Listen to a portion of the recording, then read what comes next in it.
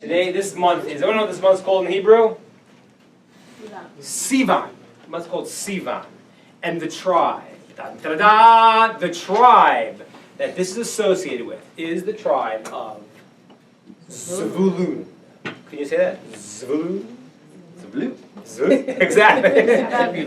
Right. This is the tribe of Zevulun, a picture of the tribe that made of Zevulun. And let me explain what this picture is a little bit, and we'll try to understand this month and this tribe. Now, what do you notice about this picture? There's what? people hanging out in the sails. They're hanging out in the sails, but before that, is this There's the thing letters over on the oars. The indigo Before fish. that, There's there's water and there's a ship, right? We got to start from the basics, right? There's water and there's a ship. There's a picture of water and a ship. Why is that? Because Zevulun, they were the merchants of the Jewish people, okay? They were given land when we all came up to Israel. Everyone got a portion of land. Their land is on the coast, on the western coast of Israel, and they were there for the seafarers. They used to go in boats, and that's what they were doing here. They have boats. They'd go out in boats, and they would sell and make trade. They were the merchants of the Jewish people. And they were seafarers. That was the best way in those days to make trade, and that's what they did. Okay, that's what they have here. Fine, very good. Now, what are these weird things here? indigo fish. Bacteria, what was that? Bacteria. Squid, right? They are, yes, they're fish. A lot of different fish. Now, what's this fish thing about the Zevulun? Let me explain to you what this is a They invented representation of. gefilte fish. Exactly. Those are gefilte fish. That's right. There we go. And you know the Carrots top, on their heads. that's right. The carrots are keepers. They are And keepers on celery their head. shawls. So this is the Zvulun's fish. Now these are very unique fish. I don't know what Lynette was, how she was trying to do this, but these are very unique fish. Let me tell you the fish that these are supposed to represent. These are called the chilazon fish. Has anyone ever had chilazon? No, you've never had. When I was in France. In France, right, with 16-year-old cheese, right? So yeah, that's what the chilazon goes with. You never had chilazon. We don't even know what the chilazon is anymore. Some kind of a snail or some kind of like a sea creature that has blue blood. Yeah, the blood was blue, and it would. There is a demonstration. Please, Shlomo, come here. Shlomo, well, demonstrate for us here. Shlomo has tzitzis. See that blue color? Okay, you see that? That is supposed to be from the. That is supposed to be from the blood of the chilazon fish. Okay? For many years, we didn't know where this. We couldn't find this fish. We didn't know what it was. Now people are claiming that they found the chilazon, okay, and that they have a sea creature now, that they're getting this color dye out from that sea creature. That's why he has this. Now, not everyone wears this, because some people disagree that is this the right one or not. But they have found recently a sea creature that does have this blue blood, and they dye the tzitzit with this. This is a very, very expensive and beautiful. As you can see from our model here, very expensive. You may sit down. It's a very expensive and beautiful dye. Now, this dye was very much needed because in those days, all the Jews would put it on their tzitzit, and it was expensive. And the only people that had it were these people, the people of Zevulun. No one else had it other than this tribe. Now, how'd they have it? Here's the deal. God says to them, okay, you're going to get this land, when God was dividing up the land, you'll get land on the seacoast. Now, do you think they were happy with that, yes or no? That sounds like initially an attractive offer. It sounds like a very unattractive offer. Because they say, what the heck's going on here? I don't understand. Everyone else, my brother Naphtali, he's got these beautiful vineyards, and he's got these nice, it's an agricultural society. He has beautiful places to plant his trees and gardens, and I'm in this rocky, hilly place on the sea. How am I going to make a living? I don't want this. So don't worry. Here's what's going to happen. This sea creature washes up on land once every 70 years. And when it did, it would be filled, the mountains would be filled with it, and they would gather this stuff, and they would have this dye that nobody else had. So God said, don't worry, I know your land's not so great, but don't worry. You have the snail, slug, blue-blooded thing instead. I don't know, is that comforting? Not really. Okay, so you don't have vineyards, but you have a slug. Gee, sounds delightful. They have money. So it seems so somehow God gives us consolation, which we needed to understand here. It's a little strange. So this is Zevulun. He's on the sea. His consolation is his whatever his squirmy things with the blue blood. That's very good. What else do you know about notice about the picture? What else do you know notice about it? There's some pottery. Torah. Yeah, I don't know what the pottery. Oh, it's probably the hilly areas, I guess. I don't know what you do with that. What do you notice about in the master? What's that? They're learning Torah. There are people studying Torah. What the heck is that about? They help support learning centers. Very good. So what happened was there were two brothers, Zevulun and Yisachar. They were best of friends. Okay? Yisachar was older, Zevulun was younger, and Zevulun was the merchant.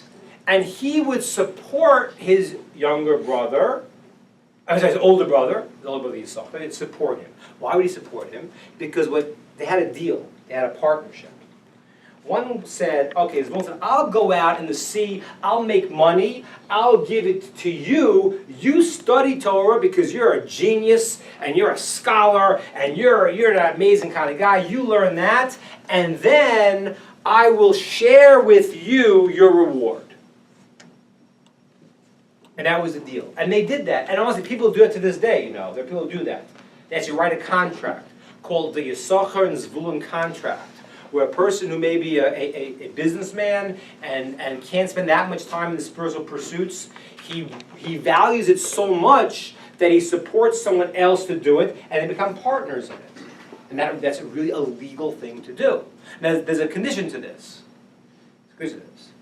That if, let's say, the businessman has kind of an off year, things aren't so good, his brother comes to him and says, okay, give me some money so I can learn Torah. If the businessman says, I'd love to help you, but I have my trip to Honolulu, can't really help this year, sorry, that doesn't count. The partnership has to be that this is really a priority to him. And it says that Zevulun took food from his own mouth and gave it to Yisachar to be able to have him learn. Okay? That's Zevulun. Okay, so now let's just see here. So that's the month. Here we are like this. It's the month of Zevulun. He's the person. Now, we have to understand a few things about this. First of all, with Zevulun, you got to understand why God comforted him and said to him, hey, you have this slug instead of a beautiful land. Why does it help? Right? Why does this kind of snail, why is that good? Right? How did God answer him? Also, one thing to note, which is very interesting, do you remember why I said it was older, Yisachar or Zevulun? Who was older? Remember what I said? Yisachar. Whenever the Torah mentions them, it mentions him first. In the blessing of Jacob and the blessing of Moshe, he's always mentioned first. Why is he first if he's the younger one? It's a question. Yaakov's also first. What's that? Yaakov's also first. And he's the younger. Between Why is Yaakov and Yaakov- Esau, I'm saying Yaakov got the blessing. Yeah, but I'm saying, but when they go through blessing the children, when Jacob blessed his children, when Moshe blessed, he went in order. He switches these guys around. They both put this one before the older one. Everyone else is in order. Just these ones. These are not. Was last month Yisachar? Yeah. Yes. Okay. Good. Now, yeah. Question. I mean, I know that there are certain laws about respecting people of wealth and like recognizing what they contribute, and I don't know if maybe that would be the reason they would mention Zevulun first. Yeah, but you certainly have to honor Yisachar because he was the sage. So why would that be more? It wouldn't be more. It'd be also. But why more? I mean, wasn't Zevulun's wealth enabling him to become the Torah sage? Right. But I agree. But now he becomes first. I mean, it should be. Yeah, you're on the right line. Okay, You're on the right cool. line. I'm just playing devil's advocate, I don't know if I agree with it. You're on the right line. Well, yeah, we'll flesh it out a little bit more. Okay, now, we're going to go through this other idea we talked about, which is the Kabbalistic book called the Sefer Yetzirah, which talks about every month what it lines up with. So, what part of the body? It lines up with the the left leg. I never say that one right. The left leg. This is the left leg, okay? It's the action of walking. This month is walking. It's a good time to get out, do some walking, get your heart rate up. That's what apparently it is. So this is walking. That's the act. The action, it's the left leg. It's the Hebrew letter Zayin. Okay? Aleph, Bet, Vet, Gimel, Dalet, Hey, Vav, Zayin. This is Zayin. And does anyone know, we said Sivan, does anyone know what the astrological sign of this month is? Twins, exactly. Right. You weren't cheating, were you? No, because you said last. Just that's so it was the twins, yeah. And simultaneously is kind of similar because it's all one concept. This is the twins, okay? This month, what do you call it? There's a different name for it though in English. Gemini. Yemini. I probably said the fish. Okay, so we got to understand this left leg and this walking and the ladder. What's all this about? Let's try to understand.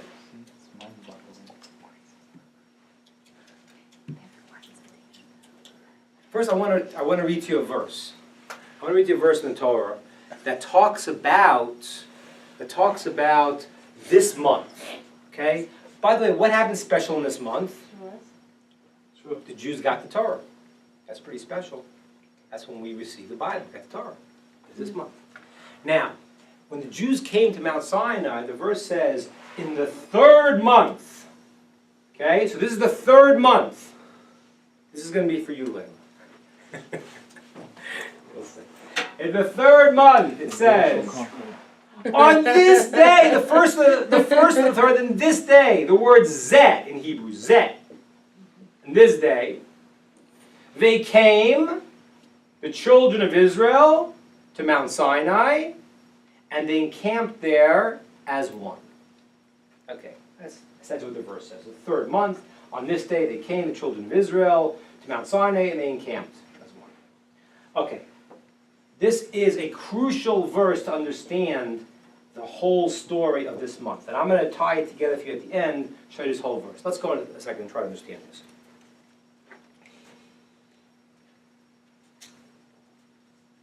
One of the hardest things in life is to actually genuinely combine being spiritual and physical.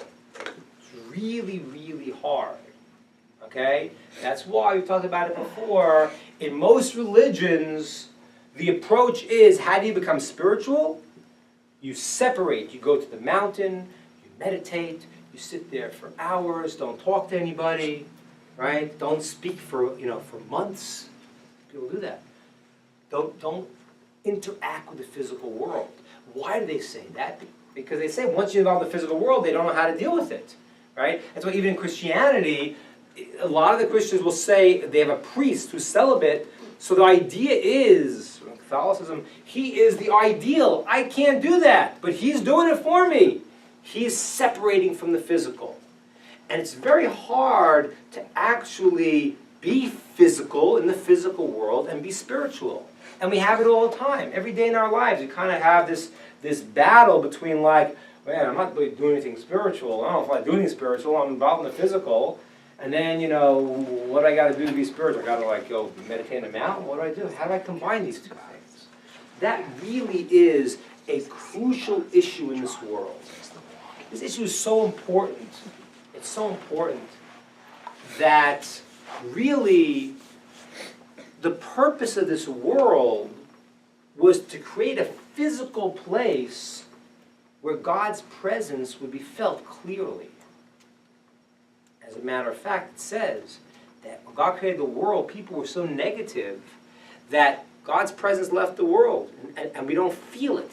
We don't feel it. We don't feel spirituality. It took 7 generations to bring it back. Ooh, 7. Oh, 7. What's the Zion is what number of the Hebrew alphabet is that? 7. The number of 7. Oh, starting to connect. 7. It took 7 generations from Abraham, Isaac, Jacob, Levi, Kahat, Amram, Moshe. It took 7 generations from Abraham until the Torah is given. So somehow, in this month when the Torah is given, somehow God's presence has to come and be felt in the world. The spiritual has to be felt in the physical world. Okay? I want to do one thing. I did this last we talked about this last month. Talk about this story in the Talmud. I want to come back. I want to add one part to it. We talked about a story in the Talmud that many of you remember. We talked about the story of the baby in the mother's womb. Remember that? The candle.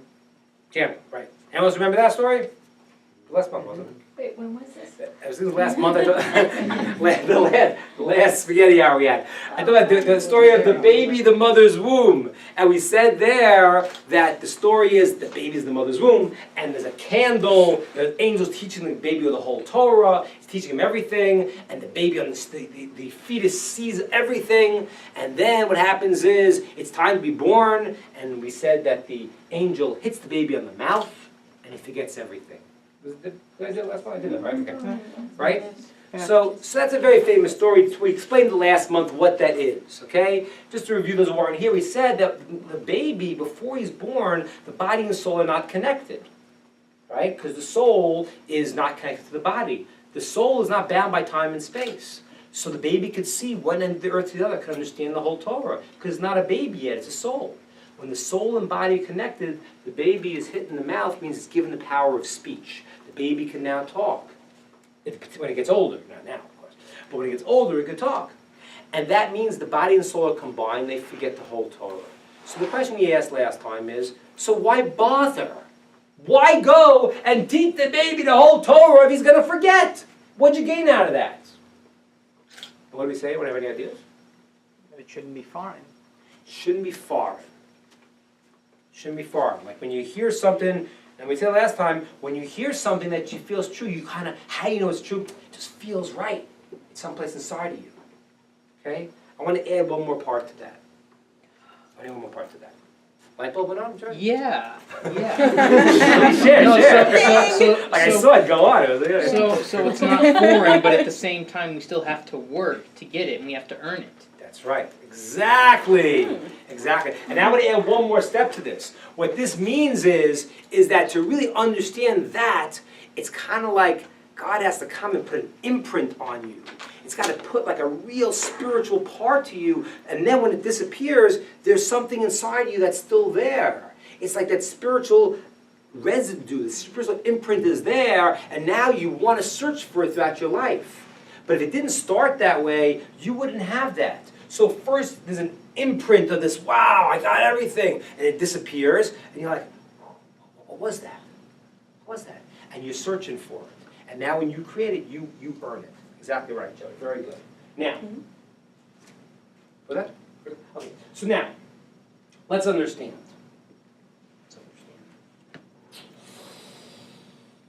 Oh, how do we do this?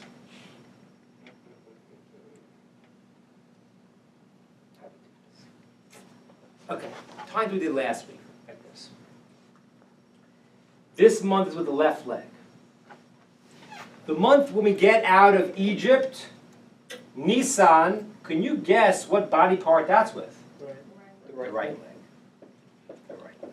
Who was the person? That was Yehuda. Why the right leg? Here's the right leg. What the right leg's really good at is this. All you righties, not you little show, when you hop on your right leg. See, I'm much better on my right than my left. You hop, you jump on your right leg. Okay? You jump on your right leg. So that is the month of Nisan, when we come out of Egypt, when God makes us what? Jump. Whoo. We're nowhere there. We're in Nowheresville. We're not happening. And God all of a sudden makes us jump. He gives us, we told that last time, gives us that kindness, and that's the right leg. It's the ability to jump up and to actually go and to hit new heights. But you know what? The next day it's gone. That jump, but I jumped. Oh, well, I did, but now I'm back down on the ground. You jumped up, you went, but you're back down. So the Passover, that's what Passover means, right? Pass over, right? That's what it means. God jumped, he skipped over, he picked us up quickly, but he came back down to where we were. Now we got to develop it. How do we develop it? This is the right leg. And you don't develop it until what happens, what? You get the left leg.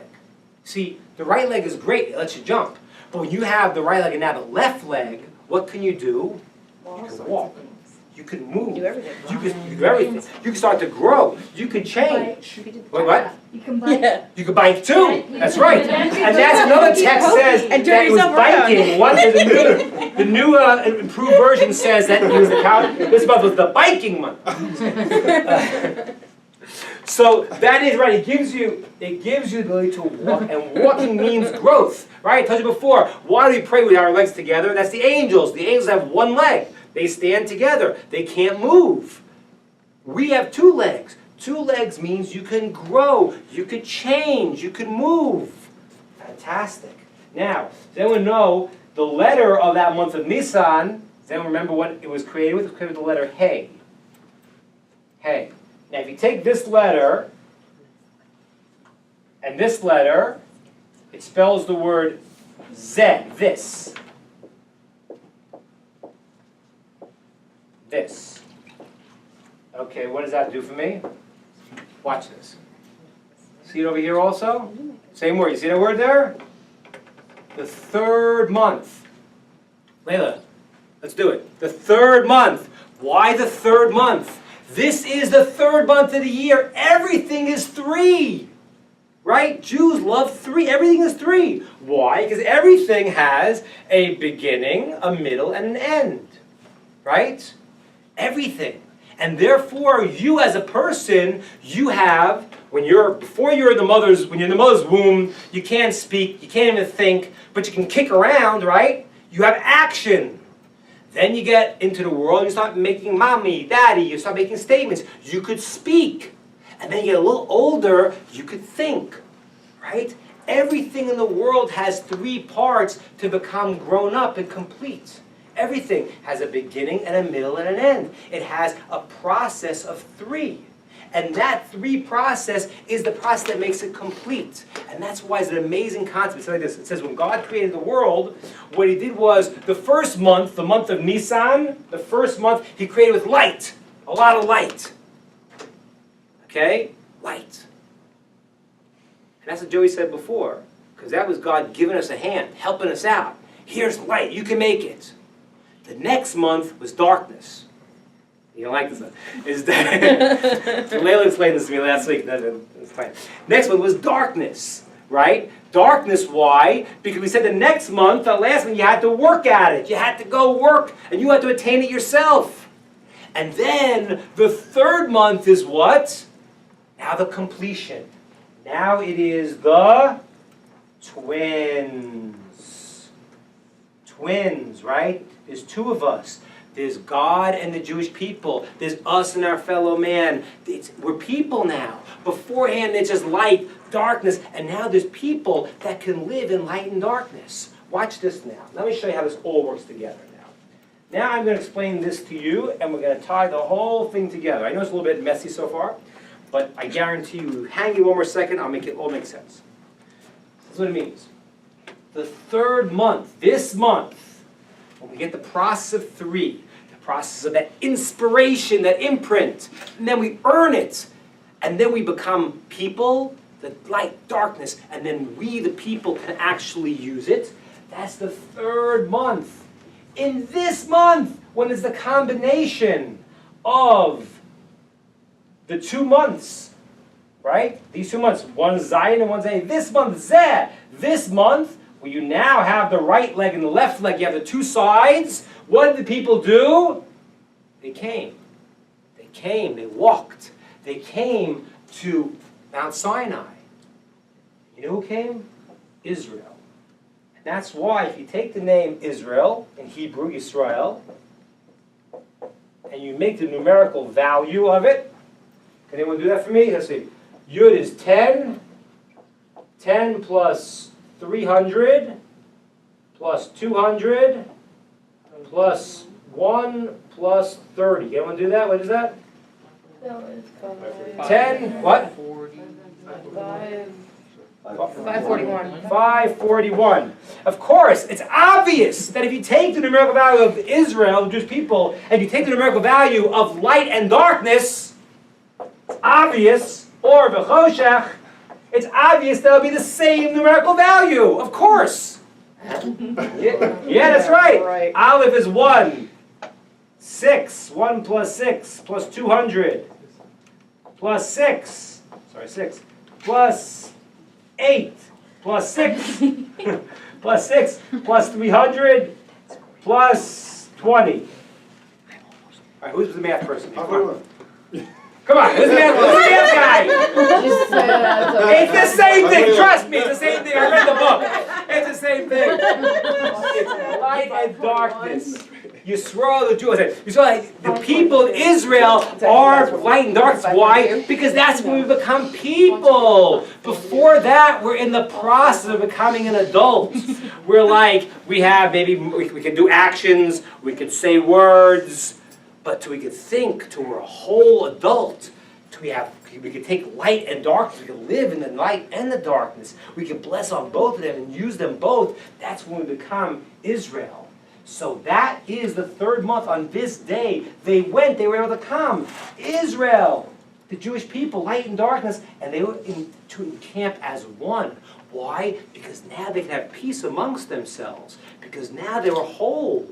They were like, wow, we got it all together. We understand. We're completed human beings. That's this month.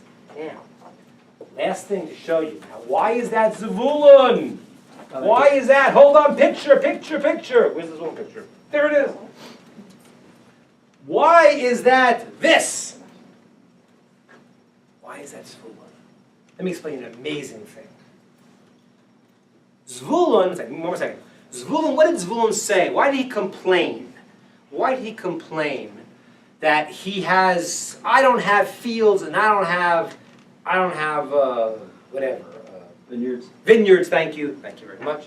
I don't have fields, I don't have vineyards. He complained about that. And God comforts him that you have this special dye, the snail dye. So what does that mean? You know what it means?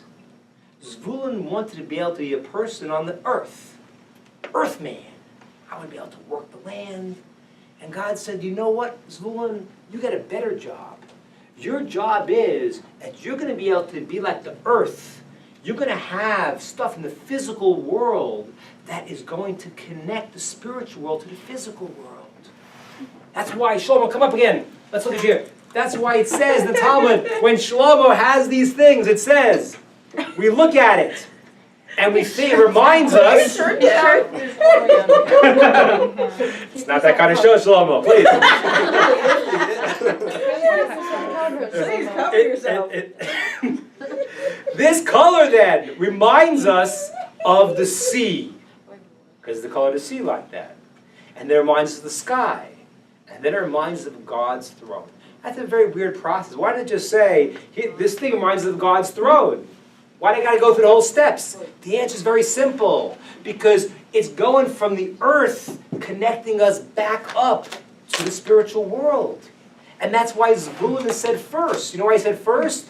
Because Zevulun is the place, the physical place, the money, the sustenance, but in a spiritual way that allows Yisachar's Torah to live in this world. He's making a home. He's making a spiritual home. When those who are married, those who are getting married, your goal is to create a place, a home where there can be beauty and spirituality and loving kindness in your house. You're making a place. Without that, there's nothing happening.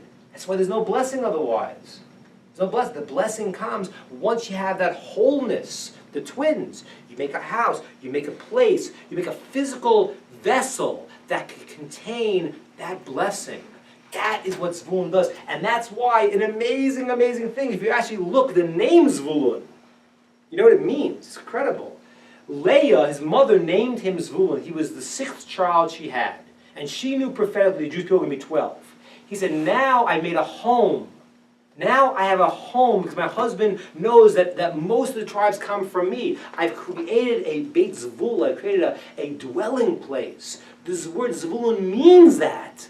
It means creating a place on the physical earth for spirituality. That's what we're trying to do here. When you're involved in physical things, you're making a house, you're making whatever you're doing. What you're doing is do it in a way where you say, okay, this thing is here in the world, it's here, and it's not just here for the sake of its thing itself. It's a higher purpose. You'll be happy with all that stuff because you all want that. Everyone wants that. Everyone wants a house where it's not just you have a big house, you have a house of love, spiritual thing. You have a house of joy, spiritual things. You want to create a vessel in the physical world that can hold all that spirituality. That is this month. That's why this month the Torah was given. The Torah comes to earth on this month. That's why this month is Zevulun, which means the dwelling place. He creates a dwelling place for the spirituality of his brother Yisachar to go and to fill it. And that's his whole view in the world. He's now a complete human being. He's a twin. Us and God. Us and our fellow man. We got two legs. We can walk. Once we're whole, we can take that spirituality and physicality and combine them in a way that they're lasting and that God's presence is in this world palatable as was the original intent.